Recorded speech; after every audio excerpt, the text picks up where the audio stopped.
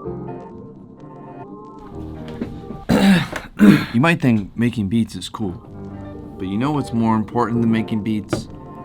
Knowledge. Today's video, if you haven't read the title, which you definitely have read the title, today's video is about money. I think I got a feed. I'm gonna pull up a feed somewhere here on the screen from my bank account, what it looked like 3 years ago. There it is, 0. Today I want to talk about a couple different things. I want to talk about all the ways you can make money as a producer in 2019. I also wanted to talk about something else which is probably more helpful, which is kind of how I climbed my way up the past 3 years. And I think it's really important, and you might be thinking, oh, you just posted videos on YouTube. But I just want to talk to more specifics of how I was able to do that. I'm gonna write everything down here on this beautiful blank white piece of paper. And yeah, if you like this video and you want me to talk more about business stuff and you love stuff like this, make sure you drop a like. I talked a lot about business and my life in the newest podcast, so if you haven't followed the podcast yet on YouTube, by the way, make sure you go subscribe. Let's get to 1,000 subscribers. I'll be posting all the podcasts there as well as the audio versions. So without further ado, let's get into it right now. All right, here we go.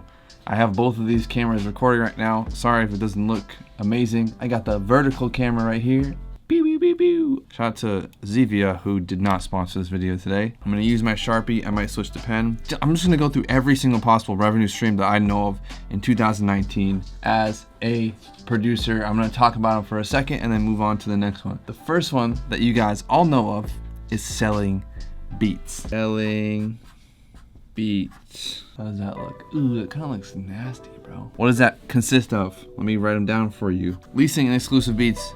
I categorize them as the same thing. It's basically BeatStars upload beats.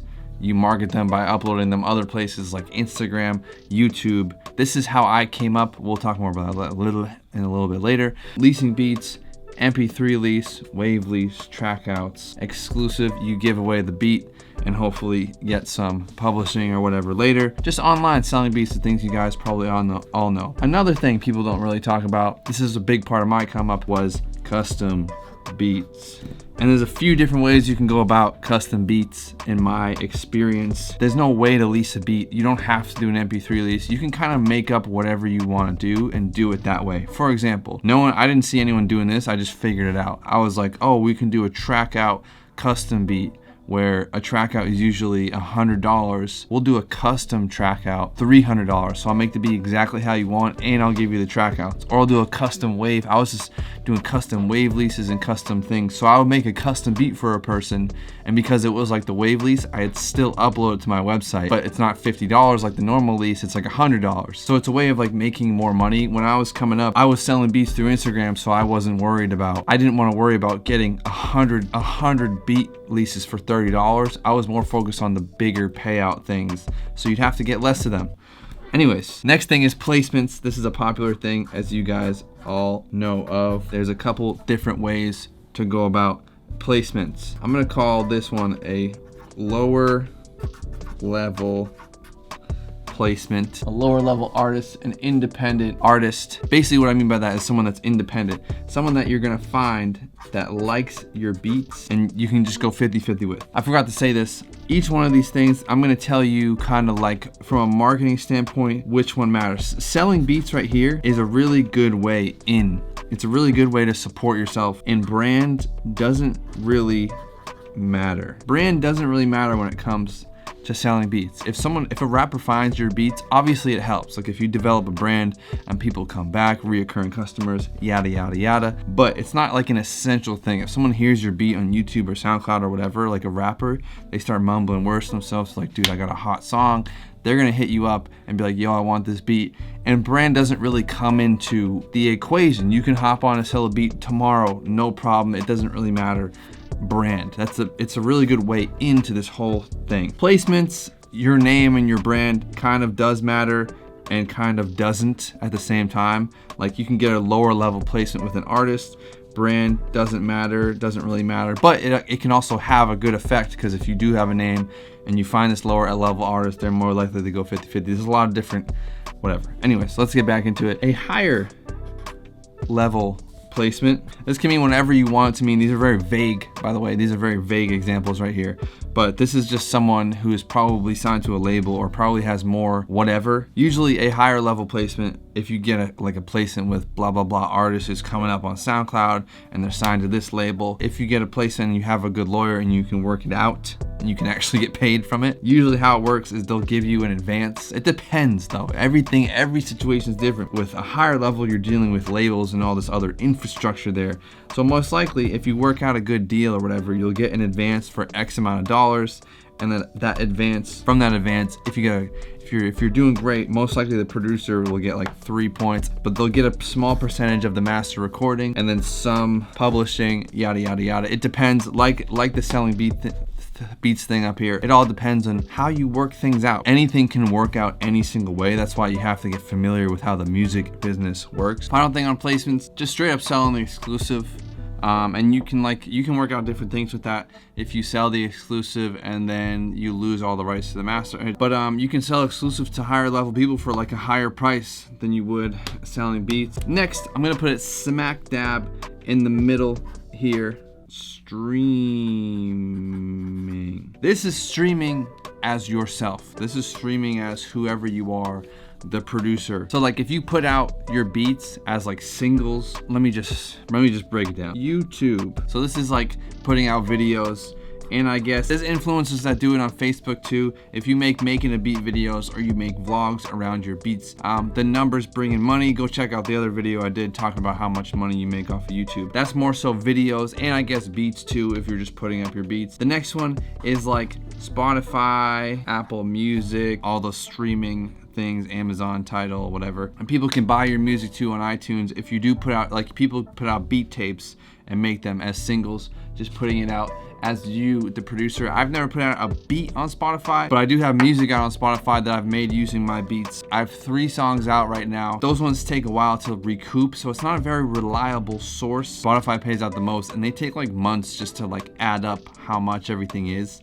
So it's not like a reliable, so you can't get the money right away. That's why some of those higher level placements are tricky, because the stores themselves take time to pay the label, who is usually in control if it's a higher level thing. And then from there, they have to pay you. And it just gets so tricky, man. That's why I haven't really messed with any of that stuff. The next one would be affiliate. My Sharpie is dying. Shout out to Sharp. Next one is affiliate marketing. This can be, for me, for example, I have everything I use, like these speakers, I don't know if they're in frame, like my camera, my equipment, all the stuff. You can have affiliate links to everything you buy. It's such a small percentage. Like I don't rely, that is like, people could buy like $10,000 worth of stuff and you'll make like $100. So I don't really like it, but I know a lot of people do it. Another one is DistroKid. Just like any other website, like there's so many companies hitting me up every day asking for affiliates. They'll give you like a percentage of how many people sign up. DistroKid's pretty good one at that. I use DistroKid. I actually don't have the link in my videos. Maybe I should, but you get like $5 every time someone signs up. And I actually made some money off of when I did sponsorships through them. This one, you need numbers. You need to build a personal brand. You can do it without that, but same with the streaming. I think you can do it without a brand. I mean, you're building a brand with the streaming, so that's a whole thing on its own. Next one is kits. This is something I've been working on the past like couple years now that I have 251,000 subscribers. A brand and numbers really helps when it comes to selling kits. But one of the mistakes I made when I was coming up is I had no followers. I wasn't selling any beats. This is like 4 years ago. And I spent like weeks and months just making kits and designing covers. I didn't even know anything about sound design like I do now. I was just making these kits that nobody was buying, and it was just like a waste of time. Like if I sold one exclusive beat for like $500, which is cheap on the exclusive range. If I sold one exclusive beat, that's one person has to buy a beat. You have to sell multiple different kits, which wasn't happening because I didn't have numbers. So that's a big thing I always try to stress when people that have like 100 followers trying to sell kits. It's just like, you don't have the brand. Like people want your kits because you're a producer, and you either build brand through like getting placements, or you either build a brand through having a YouTube channel, having a lot of people follow you. People watch you and they're like, man, I want to make beats like Kyle beats. I want to make beats like whatever. I want the sounds that he's been using in his beats, and then they buy the kit. That's how it works. And these kits consist of drum kits, melody, loops, MIDI, loops, and people do like mixing kits, like gross beat, like Omnisphere banks, gross beat, whatever. You can do it kind of whatever you want. Where I'm at right now, that's like a main thing I'm doing right now. Another main thing that you can do once you build brand, this one is like mostly based off of numbers and brand, is sponsors. Companies contact me literally every single day. Like, first of all, let me just write this. Brand.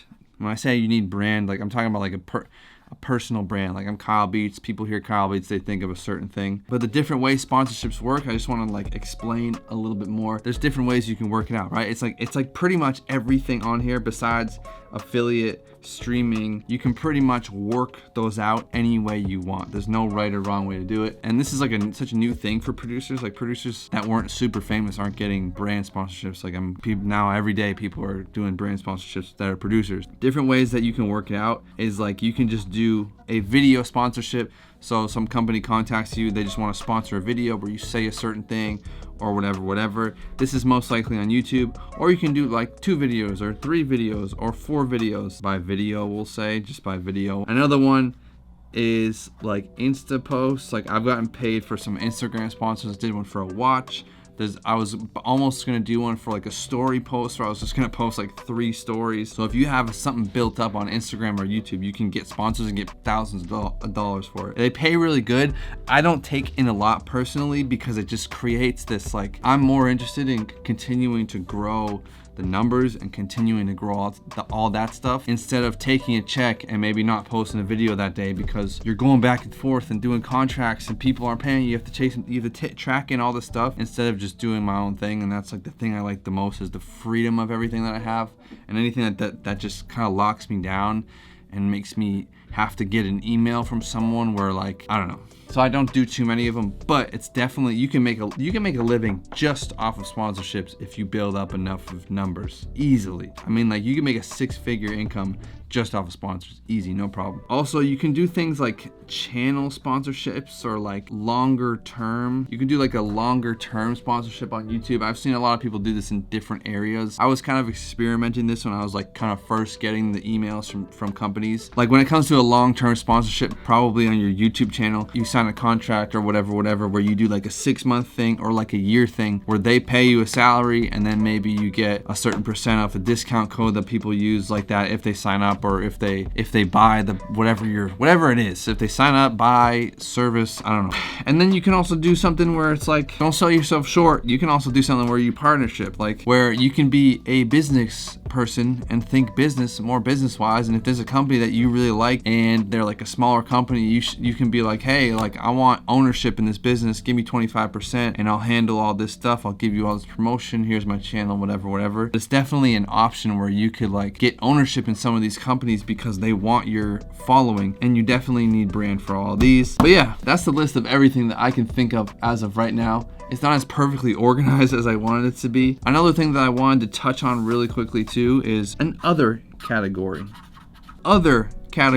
When you learn how to make beats and you learn how to do all this stuff, you tend to develop these other skills, right? So you say you're posting these type beat videos, you've been posting videos for months, and your artwork is just crazy. Every single video, you got this crazy logo that you made for yourself. These skills that you learn when trying to do your craft are tools that you could use to make money. Like I was mixing people's beats, I was mixing people's songs, I was making cover art for people. Let me just write these down. There's no end to all this stuff right here. You can literally do anything. I was like hosting people's mixtapes. Like I was doing everything just to make some money. If you can do things like this, that's gonna free up your time so you don't have to go out and work that job, and you can make enough money that you need to live so that you can keep making beats and you don't have to go to work every day or whatever. This is a very important thing, and this requires absolutely no brand. So I wanted to map out kind of like my come up a little bit. Recording? The way I navigated everything so that I could get to where I'm at today. It wasn't just posting videos or anything like that. I was making beats for fun for so many years before all this stuff. On and off, you know what I mean? Just making beats for fun. I was doing a ton of stuff in the other category just for fun, like designing stuff and like music videos. I was DJing, I was doing photo shoots for people, maybe like 5,000 a year, we'll say, not a lot. When I first started concentrating on beats, I was trying to sell beats I was doing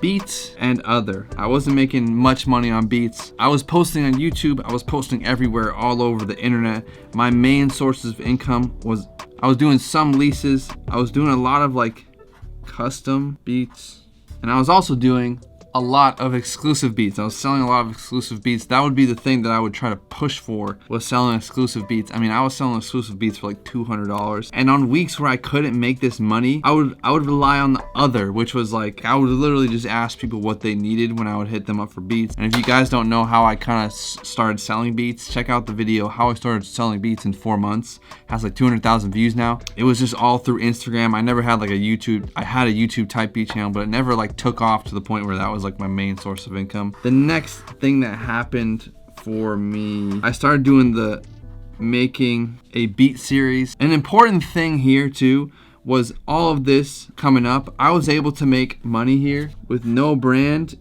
and no numbers. I was able to make money here with no brand and no numbers. That was an important thing, because when I started focusing on the videos, I was able to focus on videos because I didn't have to work another job. I had enough money saved up where I could take time away to concentrate on videos. That was an important thing because it allowed me to like really take this making a beat series I was doing seriously, because I was making $1,000 a week and I was like confident enough that I could do this. And after I started this making a beat series, once I got to about 10K on YouTube, 10K subscribers, I started implementing kits. I kept selling beats. I was still making like $1,000 selling beats, and I would do like collabs. I would do really cheap collabs too. The other went completely away at this point. Pretty much kind of went away. Maybe sometimes I was doing mixing. The majority of my money was still on beats. It was still like $1,000 a week. I was selling some kits, and I was doing collabs with people that wanted collabs, and pretty much every single person that bought a collab, and I was still focusing on beats, they made a profit on it. And then I was doing some small, like the lower level placements too. You're able to get some of the lower level placements as you grow. The next thing, like once I started getting lots of subscribers, like as you start getting more subscribers, I started taking the kits more seriously and started focusing on making better kits. I kind of stopped focusing on leasing beats. I didn't have a type beat channel, so there was nothing that I was leaving behind. It was literally just the Instagram hustle. So the only thing I was leaving behind really was money that I could make off of the beats. And I knew I could just go back to that if I needed to. So I started taking the kits more seriously, and just like the YouTube channel and the branding, I was probably making like $500 a month off of YouTube. That means like around like 200,000-300,000 views a month type of thing. When it came down to beats, I was pretty much only selling exclusive beats or higher level beats. At that point, I stopped really doing like the paid collabs because I wasn't worried about the beat sales. And then as you keep going, as I kept going up, the opportunities became greater. I went from 10,000 subscribers to like over 100,000 subscribers. At this point, you can pretty much maneuver through it any way you want, even things that weren't on that list. The reason for that first list was kind of to explain everything that was possible. I think it's important just to see everything and just not get confused. The way I was able to make money doing custom beats and like offering artists and like thinking outside the box of ways just to make money, because I had built up other skills when I was just messing around trying to make money doing things, I was able to do stuff like mixing and mastering. I was able to do stuff like cover art. So when the time came around and I was able to take time to make these videos, and I didn't have to go to a job, and I think it's important because I wasn't coming home from a job and just like miserable or just sick of everything or just driving Uber is what I was doing before all this. Like that's something that's really important, is being able to live your life and make money, because that you're able to think of creative ideas a lot more easier than if you're working in this job and then you just get stuck there and like whatever. So this is really important to like think about. And yeah, man, then from there, like once you can build to a point where you have a lot of subscribers and you've built brand where people are watching your videos, you can pretty much, I mean, it's not as simple as doing whatever you want, but you have a lot more freedom to, you can go the route of trying to get placements. You can go the route of trying to build up brands, like partnering with companies. The opportunity is endless. And it's really just kind of what you do with the opportunity from there. So that is the end of this video. And if you're wondering why I'm looking so tired right now, it's literally like I need to go to bed. I should have been in bed like 2 hours ago. For those of you guys who listen to the podcast, You know, my mom has cancer and I take care of her. And for those of you who've been watching me for a long time, me and my sister take care of her. She had a long day today. She hurt her ankle and we were in the hospital the whole day. So that's why I look exhausted, if you're wondering. Crazy day. Maybe I'll write a book about it later in my life. But you know what? We keep flowing. We keep going. We keep going. We keep pushing through it. And hopefully I'll be able to get this video out tomorrow. It depends on quite a few things. Thank you guys for watching this video. I hope you guys learned something. Drop a like if you enjoyed it. I got lots of content on the way. I got lots of videos on the way for you guys. Just lots of stuff. We're going. We're moving. Thank you guys for watching. See you guys in this one. Peace.